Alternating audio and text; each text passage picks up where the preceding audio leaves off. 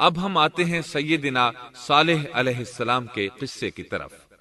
دن گزرتے گئے اور لوگ ایک بار پھر ابلیس لعین کے وسوسے میں آ کر کفر کی طرف پلٹ آئے، کیونکہ ابلیس کسی بھی شخص کو وسوسے میں ڈالے بغیر نہیں چھوڑتا۔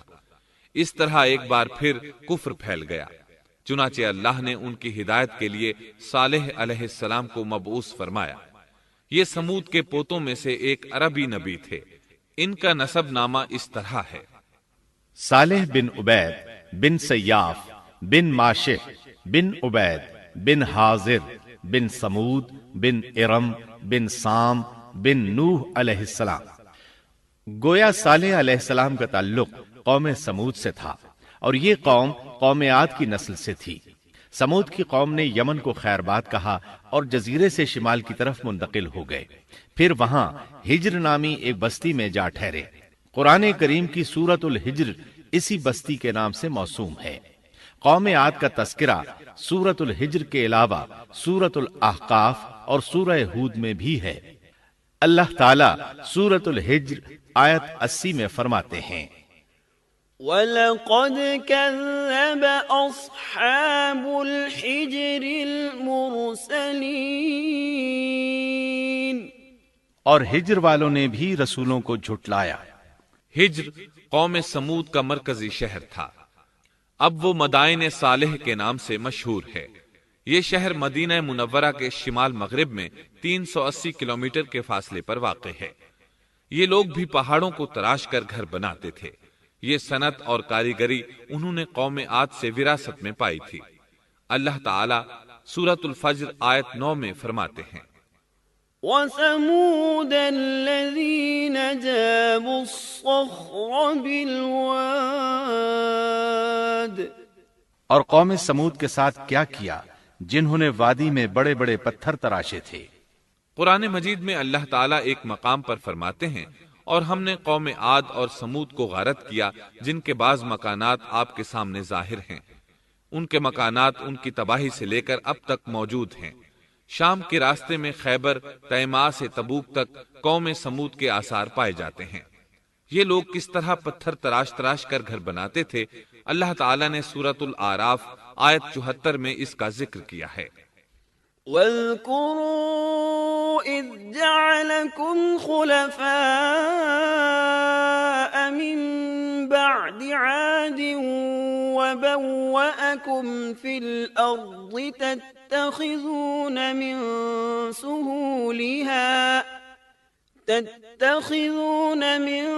سُهُولِهَا قُصُورًا وَتَنْحِتُونَ الْجِبَالَ بُيُوتًا فاذكروا آلاء الله ولا تعثوا في الأرض مفسدين۔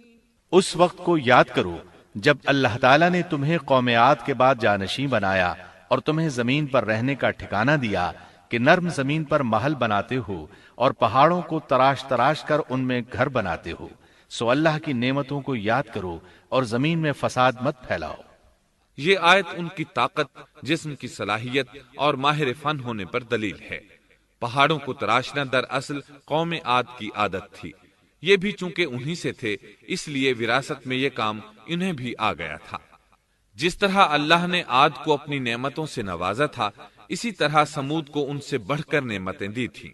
اللہ تعالیٰ صالح علیہ السلام کی زبانی ان سے فرماتے ہیں: اے قوم سمود، کیا تمہیں ان چیزوں میں بے فکری سے رہنے دیا جائے گا، یعنی باغات، چشموں، کھیتوں اور کھجوروں میں جن کا خوشہ ملائم ہے، اور تم پہاڑوں کو تراش کر پرتکلف گھر بناتے ہو؟ پس اللہ سے ڈرو اور میرا کہنا مانو۔ لیکن ان لوگوں نے ہر طرح سے قوم عاد کی پیروی کی، نصیحت پکڑنے کی بجائے بتوں کی عبادت شروع کر دی۔ اللہ نے ان کے درمیان صالح علیہ السلام کو مبعوث فرمایا۔ آپ نبوت ملنے سے پہلے بھی عقل مند اور علم والے تھے، باعزت گھرانے سے تعلق رکھتے تھے، اپنے معاملات میں لوگ ان سے مشورے لیتے تھے، لہٰذا انہیں ایک خاص مقام حاصل تھا۔ لیکن جب آپ نے انہیں ایک اللہ پر ایمان لانے، اس کے سوا کسی کی عبادت نہ کرنے کی دعوت دی تو ان کا ساتھ چھوڑ گئے۔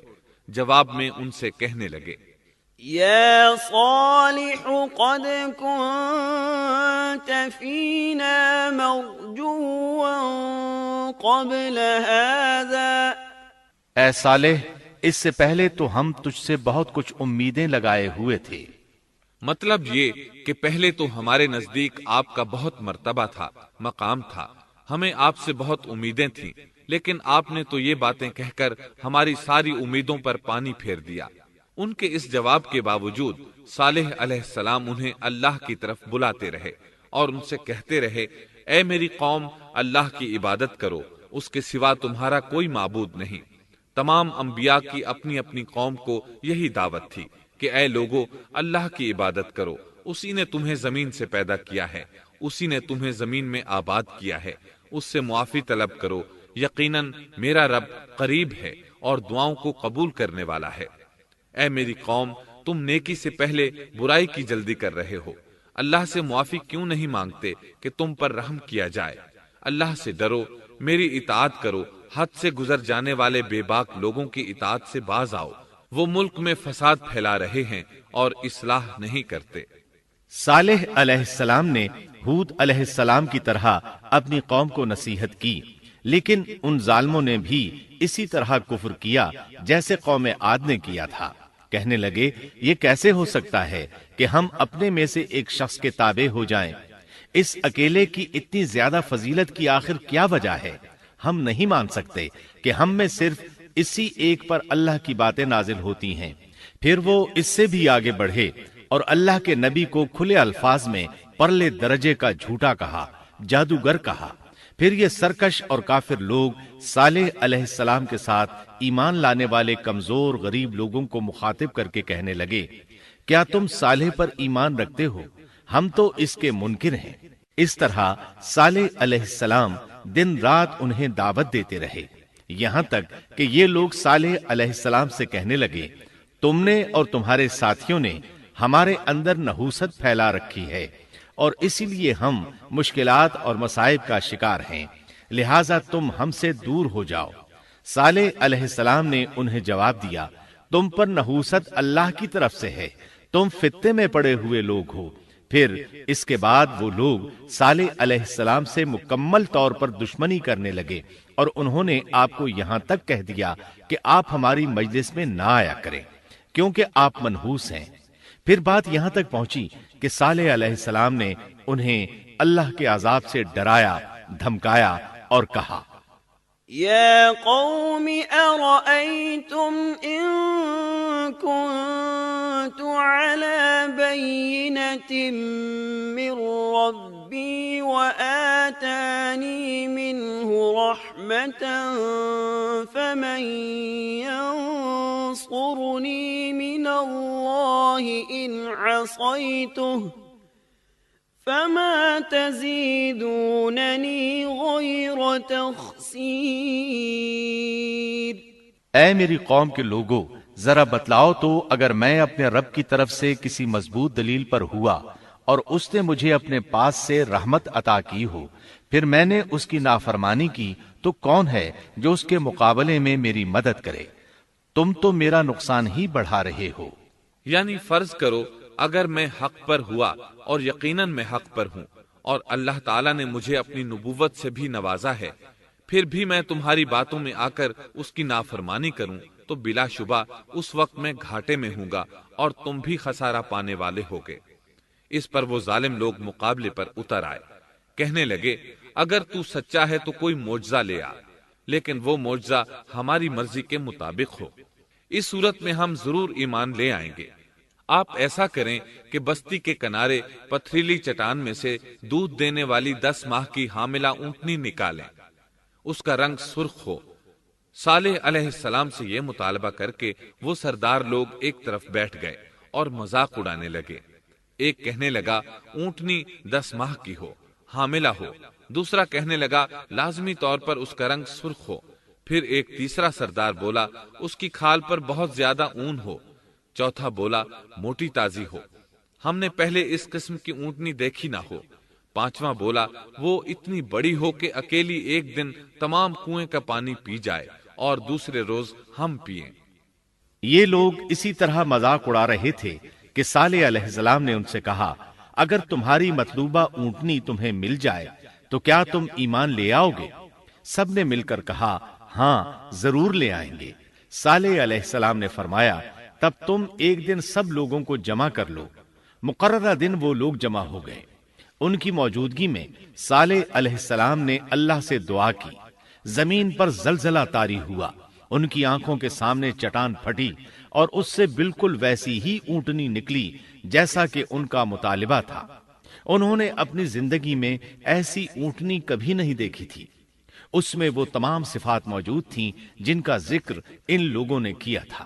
اللہ تعالیٰ صالح علیہ السلام کی زبانی سورہ ہود آیت 64 میں فرماتے ہیں، وَيَا قَوْمِ هَٰذِهِ نَاقَةُ اللَّهِ لَكُمْ آيَةً فَذَرُوهَا تَأْكُلْ فِي أَرْضِ اللَّهِ وَلَا تَمَسُّوهَا بِسُوءٍ فَيَأْخُذَكُمْ عَذَابٌ قَرِيبٌ۔ اے میری قوم، یہ اللہ کی بھیجی ہوئی اونٹنی ہے، یہ تمہارے لیے ایک معجزہ ہے۔ اب تم اسے اللہ کی زمین میں کھاتی ہوئی چھوڑ دو اور اسے کسی طرح کی تکلیف نہ پہنچاؤ، ورنہ فوری عذاب تمہیں آ پکڑے گا۔ اس اونٹنی کو چونکہ کسی اونٹنی نے جنم نہیں دیا تھا، اس لیے اس کو ناقۃ اللہ یعنی اللہ کی اونٹنی کہا گیا۔ پھر صالح علیہ السلام نے فرمایا، لوگو سن لو، ایک دن یہ اونٹنی پانی پیے گی، ایک دن تم پیو گے، تم میں سے کوئی اسے تکلیف نہ پہنچائے، ورنہ اللہ کا بدترین عذاب تم پر نازل ہوگا۔ سورۃ القمر میں اللہ فرماتے ہیں، بے شک ہم اونٹنی کو ان کے لیے آزمائش بنا کر بھیج رہے ہیں، تم صبر کے ساتھ ان کے انجام کا انتظار کرو۔ اس نشانی کے ظہور کے بعد اللہ تعالیٰ نے صالح علیہ السلام کو مخاطب کر کے فرمایا، تم اب دیکھتے رہو کہ ان کا انجام کیا ہوتا ہے، ان کی سختیوں پر صبر کرو، ان سے کہہ دو کہ پانی پر ایک دن ان کا اختیار ہوگا اور ایک دن اس اونٹنی کا، خبردار کوئی زیادتی نہ کرے اور اس اونٹنی کو پانی پینے سے نہ روکے۔ سورۃ الشمس میں اللہ تعالیٰ فرماتے ہیں کہ ان سے اللہ کے رسول نے فرما دیا تھا کہ اللہ کی اونٹنی کی اور اس کے پانی پینے کی باری کی حفاظت کرو، یعنی اسے نہ تو پانی پینے سے روکو اور نہ ہی اسے کوئی تکلیف پہنچاؤ۔ اس معجزے کو دیکھ کر لوگ دو گروہوں میں بٹ گئے۔ بہت کم لوگوں نے صالح علیہ السلام کی پیروی کی، ان پر ایمان لائے، جبکہ اکثر لوگ پھر بھی اپنے کفر پر ڈٹے رہے۔ اللہ تعالیٰ فرماتے ہیں، ان لوگوں نے خود معجزے کا مطالبہ کیا تھا، لیکن اس کو اپنی آنکھوں سے دیکھنے کے باوجود ظلم پر اڑے رہے اور کفر پر اصرار کرتے رہے۔ سورۃ الحجر آیت 81 میں اللہ فرماتے ہیں، وَآتَيْنَاهُمْ آيَاتِنَا فَكَانُوا عَنْهَا مُعْرِضِينَ۔ اور انہیں ہم نے اپنی نشانیاں بھی عطا فرمائی تھیں، لیکن پھر بھی وہ ان سے گردن موڑنے والے ہی رہے۔ اسی طرح سورہ بنی اسرائیل میں اللہ تعالیٰ فرماتے ہیں، ہم نے قوم سمود کو نشان کے طور پر اونٹنی عطا فرمائی تھی، لیکن انہوں نے اس پر ظلم کیا۔ بلا شبہ وہ ایک واضح نشانی تھی، کوئی شخص یہ نہیں کہہ سکتا تھا کہ جادوگروں نے اسے پیدا کیا ہے۔ وہ اونٹنی ان میں موجود رہی، ان کے علاقے میں جہاں چاہتی چرتی، جب کنویں پر پانی پینے جاتی تو سارا پانی پی جاتی، وہ لوگ اس کا دودھ پیتے، دودھ سب کے لیے کافی ہو جاتا۔ ان کی آنکھوں کے سامنے اس نے ایک بچے کو جنم دیا، وہ شکل صورت میں بالکل اپنی ماں جیسا تھا، لوگ اسے دیکھ کر تعجب کرتے۔ بچہ اونٹنی کے ساتھ رہتا، یہ ایک واضح نشانی تھی، اس پر جادو کا گمان کیا ہی نہیں جا سکتا تھا۔ وہ اونٹنی ایک عرصے تک ان لوگوں میں رہی۔ اللہ فرماتے ہیں، ہم نے قوم سمود کو بطور نشان کے ایک اونٹنی دی تھی، لیکن انہوں نے اس پر ظلم کیا۔ حالانکہ یہ نشانیاں ہم لوگوں کو ڈرانے کے لیے ہی بھیجتے ہیں۔ وہ لوگ اس اونٹنی کو دیکھ کر متعجب ضرور ہوئے، لیکن ایمان پھر بھی بہت کم لوگ لائے، حالانکہ اس نشانی کے بعد انہیں چاہیے تھا ایمان لے آئیں۔ پھر ایک دن قوم کے سرداروں نے مشورہ کیا کہ اگر ہم نے صالح کو اسی طرح چھوڑ دیا تو کہیں لوگ ہمیں نہ چھوڑ دیں اور صالح کے پیروکار بن جائیں۔ اس اونٹنی نے تو ہمیں مصیبت میں ڈال دیا ہے، ہم پورا ایک دن پانی کو چھو بھی نہیں سکتے، کیونکہ یہ سارا دن پانی پیتی رہتی ہے۔ پھر یہ اس قدر دیو ہیکل ہے کہ اسے دیکھ کر ہماری بکریاں بھاگ جاتی ہیں، اونٹ اسے دیکھ کر خوفزدہ ہو جاتے ہیں، لہٰذا ہمیں چاہیے کہ اس سے چھٹکارا حاصل کر لیں۔ وہ آپس میں مشورہ کرتے رہے، آخر انہوں نے ایک آدمی منتخب کیا۔ مورخین کا اس پر اتفاق ہے کہ اس کا نام قدار بن سالف تھا، اس کے ساتھ اس کا ایک ساتھی بھی تھا۔ ان دونوں نے مل کر اونٹنی کو قتل کیا۔ اللہ تعالیٰ سورۃ القمر آیت 29 اور 30 میں فرماتے ہیں، فنادوا صاحبهم فتعاطى فعقر فكيف كان عذابي ونذر۔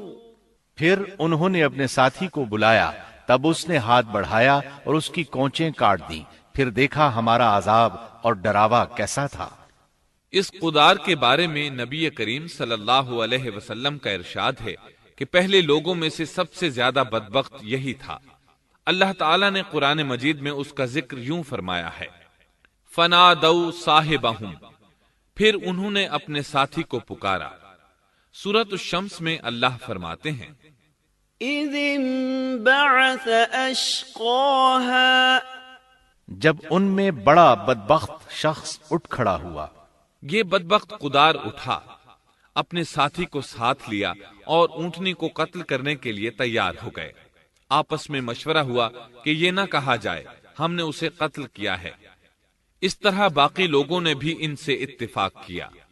اللہ تعالیٰ سورہ نمل آیت 48 میں فرماتے ہیں، وَكَانَ فِي الْمَدِينَةِ 9 رَهْطٍ يُفْسِدُونَ فِي الْأَرْضِ وَلَا يُصْلِحُونَ،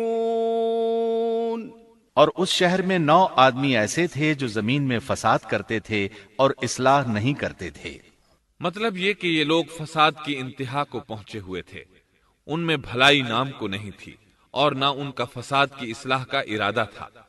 بخاری، مسلم اور مسند احمد کی ایک حدیث میں ہے، رسول اللہ صلی اللہ علیہ وسلم نے ایک بار اپنے خطبے میں اس اونٹنی اور اسے مار ڈالنے کا ذکر فرمایا۔ آیت اذم بعثا اشقاہا کی تلاوت کرتے ہوئے فرمایا کہ جیسے ابو زمعہ تھا، اسی جیسا یہ شخص بھی اپنی قوم میں عزیز، دلیر اور بڑا آدمی تھا۔ تمام لوگوں نے اس بدبخت کے ساتھ عہد کیا اور اسے یقین دہانی کرائی کہ اگر تمہارے ساتھ کسی نے برائی کا ارادہ کیا تو تمام قوم تمہاری حمایت میں اٹھ کھڑی ہوگی۔ اس یقین دہانی کے بعد یہ بدبخت اونٹنی کے انتظار میں بیٹھ گئے۔ اونٹنی پہاڑ کی طرف سے آتی تھی اور پانی پی کر واپس چلی جاتی تھی، یہی اس کا معمول تھا۔ جب ان لوگوں نے چٹان سے اونٹنی کو نکلتے دیکھا تو اچانک حملہ کرنے کے لیے آگے بڑھے، لیکن اس کا جثہ دیکھ کر خوفزدہ ہو گئے، الٹے پاؤں بھاگے۔ بدبخت قدار نے اپنے ساتھیوں کی یہ حالت دیکھی تو ہنس پڑا اور آگے بڑھ کر اونٹنی کی ران میں تیر مارا۔ اس سے اونٹنی کی ران کی ہڈی ٹوٹ گئی اور وہ نیچے گر گئی۔ پھر اس ظالم نے اپنے ساتھیوں کو آواز دی اور آگے بڑھ کر اونٹنی کی کونچیں کاٹ دی۔ سورۃ الشمس میں اللہ تعالیٰ فرماتے ہیں، ان لوگوں نے اپنے پیغمبر کو جھوٹا سمجھ کر اس اونٹنی کی کونچیں کاٹ دیں، پس ان کے رب نے ان کے گناہوں کے باعث ان پر ہلاکت ڈالی اور پھر ہلاکت کو عام کر دیا اور اس بستی کو برباد کر دیا۔ اونٹنی کی کونچیں کاٹ دیے جانے کے بارے میں اللہ تعالیٰ ایک دوسرے مقام پر فرماتے ہیں کہ پس انہوں نے اونٹنی کو مار ڈالا اور اپنے پروردگار کے حکم سے سرتابی کی اور کہنے لگے، اے صالح، جن عذابوں سے تو ہمیں دھمکاتا رہتا تھا، اگر تو واقعی پیغمبر ہے تو ان عذابوں کو ہم پر نازل کرا دے۔ اونٹنی پر حملہ ہوتے ہی اس کا بچہ بھاگ نکلا تھا۔ وہ پہاڑ کی چوٹی پر چڑھ گیا، 3 مرتبہ بلبلایا۔ یہ بدبخت اس کے پیچھے بھاگے اور آخر اسے بھی قتل کر دیا۔ پھر تمام بستی والے جمع ہوئے، اونٹنی اور اس کے بچے کا گوشت تیار کیا اور مزے کے ساتھ اس کو کھایا۔ اس جرم میں ان سب نے شرکت کی، البتہ جو لوگ صالح علیہ السلام پر ایمان لے آئے تھے وہ الگ تھلگ رہے۔ صالح علیہ السلام کو جب یہ خبر ملی تو وہ گھبرائے ہوئے اونٹنی کے پاس پہنچے۔ اونٹنی بے جان پڑی تھی، اس کا بچہ بھی بے جان تھا۔ لوگ ان کے گرد جمع تھے اور ان کا گوشت کھا رہے تھے۔ اس وقت صالح علیہ السلام نے ان سے کہا، فقال تمتعوا في داركم 3 أيام ذلك وعد غير مكذوب۔ اس پر صالح نے کہا کہ اچھا تم 3 دن تک اپنے گھروں میں رہ سہ لو، یہ وعدہ جھوٹا نہیں ہے۔ مطلب یہ کہ تمہیں صرف 3 دن کی مہلت ہے، اس کے بعد تم سب کے سب ہلاک کیے جاؤ گے۔ وہ صالح علیہ السلام کی بات کو رد کرتے ہوئے انہیں دھمکیاں دینے لگے کہ جن عذابوں کا تو ہم سے وعدہ کر رہا ہے، اگر تو سچا ہے تو ان کو ہم پر نازل کر دے۔ اس کے بعد وہ جمع ہو کر مشورہ کرنے لگے کہ آج رات صالح کو بھی مار ڈالو۔ ان کے اس مشورے کے بارے میں اللہ تعالیٰ سورۃ النمل آیات 48 اور 49 میں فرماتے ہیں، اس شہر میں 9 سردار تھے، وہ زمین میں فساد پھیلاتے رہتے تھے اور اصلاح نہیں کرتے تھے۔ انہوں نے آپس میں بڑی بڑی قسمیں کھا کھا کر عہد کیا کہ رات ہی کو صالح اور اس کے گھر والوں پر چھاپا ماریں گے اور اس کے وارثوں سے صاف کہہ دیں گے کہ ہم اس کے اہل کی ہلاکت کے وقت موجود نہیں تھے اور ہم بالکل سچے ہیں۔ اب یہ لوگ صالح علیہ السلام کے گھر کی طرف چلے۔ اللہ تعالیٰ سورۃ النمل آیات 50 اور 51 میں فرماتے ہیں، وَمَكَرُوا مَكْرًا وَمَكَرْنَا مَكْرًا وَهُمْ لَا يَشْعُرُونَ فَانظُرْ كَيْفَ كَانَ عَاقِبَةُ مَكْرِهِمْ أَنَّا دَمَّرْنَاهُمْ وَقَوْمَهُمْ أَجْمَعِينَ۔ اور انہوں نے ایک داؤ کھیلا، سو ہم نے بھی ایک ایسا داؤ کھیلا کہ انہیں خبر بھی نہ ہوئی۔ پھر دیکھو کہ ان کے داؤ کا کیا انجام ہوا، ہم نے انہیں اور ان کی ساری قوم کو ہلاک کر دیا۔ صالح علیہ السلام کا گھر پہاڑ کی بلندی پر تھا۔ یہ فسادی لوگ ابھی اوپر چڑھ رہے تھے کہ زمین حرکت کرنے لگی۔ ایک چٹان اوپر سے لڑھکتی ہوئی آئی اور ان تمام کو پیس کر رکھ دیا۔ ان 9 فسادی لوگوں کی ہلاکت کے ساتھ ہی اللہ کے عذاب کی ابتدا ہو چکی تھی۔ چنانچہ صالح علیہ السلام نے اپنے ساتھیوں کے ساتھ اس بستی کو چھوڑ دیا، یعنی وہ ہجر کے علاقے سے نکل گئے۔ صبح ہوئی تو لوگوں نے ایک عجیب منظر دیکھا۔ قوم سمود کے تمام لوگوں کے چہرے زرد پڑ چکے تھے، وہ سب رونے لگے کیونکہ عذاب کے آثار شروع ہو چکے تھے۔ دوسرے دن تمام لوگوں کے چہرے آگ کی طرح سرخ ہو گئے اور تیسرے دن تمام کے چہرے سیاہ ہو چکے تھے۔ اپنی یہ حالت دیکھ کر سب لوگ رونے اور چیخ پکار کرنے لگے، اپنی قبریں کھودنے لگے۔ اب انہیں یقین ہو چکا تھا کہ عذاب کا وعدہ برحق تھا۔ اللہ تعالیٰ نے انہیں پہلی قوموں کی طرح ایک قسم کا عذاب نہیں دیا تھا، جیسے قوم نوح کو صرف طوفان کے ذریعے ہلاک کیا گیا، قوم عاد کو صرف طوفانی ہوا کے ذریعے ہلاک کیا گیا، لیکن قوم سمود کو اللہ تعالیٰ نے طرح طرح کے عذابوں سے دوچار کیا، اس لیے کہ انہوں نے اپنی مطلوبہ شرط پوری ہونے کے باوجود ایمان قبول نہیں کیا تھا۔ عذاب کی ابتدا زلزلے سے ہوئی، زمین حرکت کرنے لگی۔ اس کی وجہ سے وہ لوگ اپنے گھروں میں اوندھے کے اوندھے پڑے رہ گئے، ان میں اٹھنے کی طاقت تک نہ رہی۔ پھر آسمان میں سخت کڑاکا ہوا، اس کی ہولناک دہشت انگیز چنگھاڑ نے ان کے بھیجے پھاڑ کر رکھ دیے۔ ایک ہی لمحے میں ایک ساتھ وہ سب ڈھیر ہو گئے۔ ان کی ہلاکت اور تباہی کو بیان کرتے ہوئے اللہ تعالی سورۃ الزاریات آیات 43 تا 45 میں فرماتے ہیں، وَفِي ثَمُودَ إِذْ قِيلَ لَهُمْ تَمَتَّعُوا حَتَّى حِينٍ فَعَتَوْا عَنْ أَمْرِ رَبِّهِمْ فَأَخَذَتْهُمُ الصَّاعِقَةُ وَهُمْ يَنظُرُونَ فَمَا اسْتَطَاعُوا مِنْ قِيَامٍ وَمَا كَانُوا منتصرین۔ اور سمود کے قصے میں بھی عبرت ہے جب ان سے کہا گیا کہ تم کچھ دن تک فائدہ اٹھا لو، لیکن انہوں نے اپنے رب کے حکم سے سرتابی کی، اس پر انہیں ان کے دیکھتے دیکھتے تیز و تند کڑاکے نے ہلاک کر دیا، پس نہ تو وہ کھڑے ہو سکے اور نہ بدلہ لے سکے۔ اسی طرح سورہ ہود میں اللہ تعالیٰ نے ان کی تباہی کا نقشہ اس طرح کھینچا ہے کہ ایک زور کی کڑک نے ان ظالموں کو آ لیا، پھر تو وہ اپنے گھروں میں زانوں کے بل مردہ پڑے رہ گئے، ایسے گویا کہ وہ کبھی آباد ہی نہ تھے۔ سورۃ القمر میں اللہ نے ان کی رسوائی ان الفاظ میں بیان کی ہے: ہم نے ان پر ایک چیخ بھیجی، پھر وہ ایسے ہو گئے جیسے کانٹوں کی باڑ کا چورا۔ دوسری طرف صالح علیہ السلام اور ان کے ساتھیوں کو اللہ تعالیٰ نے اپنی رحمت سے نجات دی۔ اللہ تعالیٰ سورہ ہود آیت 66 میں فرماتے ہیں: فَلَمَّا جَاءَ أَمْرُنَا نَجَّيْنَا صَالِحًا وَالَّذِينَ آمَنُوا مَعَهُ بِرَحْمَةٍ مِنَّا وَمِنْ خِزْيِ يَوْمِئِذٍ إِنَّ رَبَّكَ هُوَ الْقَوِيُّ الْعَزِيزُ۔ پھر جب ہمارا فرمان آ پہنچا، ہم نے صالح اور ان پر ایمان لانے والوں کو اپنے فضل سے اس سے بچا لیا اور اس دن کی رسوائی سے بھی۔ یقیناً تیرا پروردگار نہایت توانا اور غالب ہے۔ اس قوم کے آثار آج تک باقی ہیں۔ مدینہ منورہ کے شمال مغرب میں ان کے گھر موجود ہیں۔ اب یہ علاقہ مدائن صالح کے نام سے مشہور ہے۔ سورۃ النمل میں اللہ تعالیٰ فرماتے ہیں: پس یہ ان کے گھر ہیں جو ان کے ظلم کے سبب ویران پڑے ہیں، بے شک اس میں دانش مندوں کے لیے نشانیاں ہیں۔ اللہ تعالیٰ نے ان کے نشانات کو آج تک باقی رکھا ہے تاکہ بعد میں آنے والوں کو یقین ہو جائے اور کسی قسم کا شک نہ رہے۔ عذاب کے آثار نمودار ہونے پر صالح علیہ السلام نے ان سے فرمایا تھا: اے میری قوم، میں نے تمہیں اپنے پروردگار کا حکم پہنچا دیا تھا اور میں نے تمہاری خیر خواہی کی، لیکن تم لوگ خیر خواہوں کو پسند نہیں کرتے۔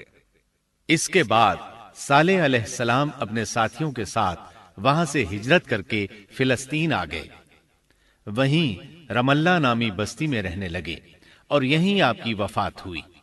نبی کریم صلی اللہ علیہ وسلم صحابہ کرام رضی اللہ عنہم کے ساتھ تبوک تشریف لے گئے تو آپ نے مدائن صالح کے قریب قیام فرمایا تھا۔ صحابہ نے ان کنووں سے پانی لے لیا جو قوم سمود کے استعمال میں رہے تھے، کچھ برتن بھی وہاں سے لے لیے۔ آپ کو پتہ چلا تو آپ نے حکم فرمایا: ان برتنوں کو توڑ دو اور اس پانی کو بہا دو، اور اس پانی سے جو کھانا تیار کیا ہے اس کو الٹ دو۔ آپ نے انہیں ان گھروں میں داخل ہونے سے بھی روک دیا جن میں اللہ کا عذاب نازل ہوا تھا۔ آپ صلی اللہ علیہ وسلم نے فرمایا: میں ڈرتا ہوں تم پر بھی ایسا عذاب نہ آ جائے جیسا ان پر آیا تھا، اس لیے ان کے علاقے میں داخل نہ ہوا کرو، اور اگر داخل ہونا پڑ جائے تو روتے ہوئے داخل ہوا کرو، اور رونا نہ آئے تو رونے جیسی شکلیں بنا لیا کرو تاکہ تمہارا شمار ظالموں میں نہ ہو۔ اللہ تعالیٰ فرماتے ہیں: ألا إن ثمود كفروا ربهم ألا بعدا لثمود۔ آگاہ رہو، قوم سمود نے اپنے رب سے کفر کیا، سن لو ان سمودیوں پر پھٹکار ہے۔ قرآن میں ان کا قصہ 26 سے زائد مرتبہ بیان کیا گیا ہے۔ اس کے بعد لوگ ایمان کی حالت میں امن چین کی زندگی بسر کرنے لگے، لیکن پھر نئے سرے سے ان میں خرابی پیدا ہوئی۔ شیطان نے پھر اپنا کام دکھایا، ان کے دلوں میں وسوسہ ڈالا، اور فلسطین، عراق، مصر اور جزیرے کے نواحی علاقوں میں شرک پھیل گیا۔ لوگ ایک بار پھر کفر کی طرف پلٹ پڑے۔ اس پورے قصے میں چند عبرتیں ہیں، آئیے ذرا ان کا بھی ذکر ہو جائے۔ اللہ تعالیٰ کی اونٹنی اگرچہ سیدنا صالح علیہ السلام کی نبوت کا ایک نشان تھی، ان کی سچائی کا ثبوت تھی، لیکن قرآن کریم کی وضاحت یہ ہے کہ وہ قوم سمود کی آزمائش کے لیے تھی، اور وہی ان کی ہلاکت کا نشان ثابت ہوئی، جیسا کہ سورۃ القمر میں اللہ تعالیٰ فرماتے ہیں: إن إنا مرسل الناقة فتنة لهم فارتقبهم واصطبر بے شک ہم اونٹنی کو ان کی آزمائش اور امتحان کے لیے بھیجنے والے ہیں، پس تو ان کے انتظار میں رہ اور صبر اختیار کر۔ سنت اللہ یہ رہی ہے کہ اگر وہ اپنے پیغمبر کو کسی قوم کی ہدایت کے لیے بھیجے اور قوم اس کی ہدایت پر کان نہ دھرے تو ضروری نہیں کہ وہ قوم ہلاک کر دی جائے، لیکن جو قوم اپنے نبی سے اس وعدے پر نشان طلب کرے کہ اگر ان کا مطلوبہ نشان ظاہر ہو گیا تو وہ ایمان لے آئیں گے، اور پھر نشان آ جانے کے بعد وہ ایمان نہ لائے تو اس قوم کی ہلاکت یقینی ہے۔ اللہ تعالیٰ پھر اس قوم کو معاف نہیں کرتے جب تک کہ وہ تائب نہ ہو جائے اور اللہ کے دین کو قبول نہ کرے، یا عذاب الہی سے صفحہ ہستی سے مٹ کر دوسروں کے لیے عبرت کا نشان بن جائے۔ لیکن اس سنت سے نبی کریم صلی اللہ علیہ وسلم کی امت مستثنا ہے، اس لیے کہ آپ صلی اللہ علیہ وسلم نے وضاحت فرمائی ہے، میں نے اللہ تعالیٰ سے دعا مانگی ہے کہ اللہ تعالیٰ میری امت میں عذاب عام مسلط نہ فرمائے، اور اللہ نے میری دعا قبول فرما لی۔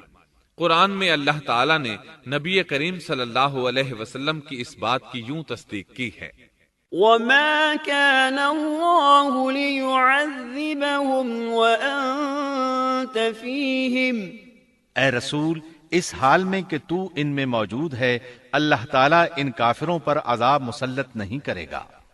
اور یہ ایک خطرناک غلطی ہے، نفس کا دھوکہ ہے کہ انسان عیش و عشرت اور دنیاوی جاہ و جلال کو دیکھ کر یہ خیال کر بیٹھے، یہ گمان کر لے کہ جس قوم یا فرد کے پاس یہ سب کچھ موجود ہے وہ ضرور اللہ تعالیٰ کے سائے میں ہے، اور یہ کہ ان کی یہ خوش عیشی اس بات کی علامت ہے کہ اللہ تعالیٰ کی خوش نودی ان کے ساتھ ہے۔ یہ نفس کا دھوکہ ہے، غلط فہمی ہے، بلکہ کج فہمی ہے۔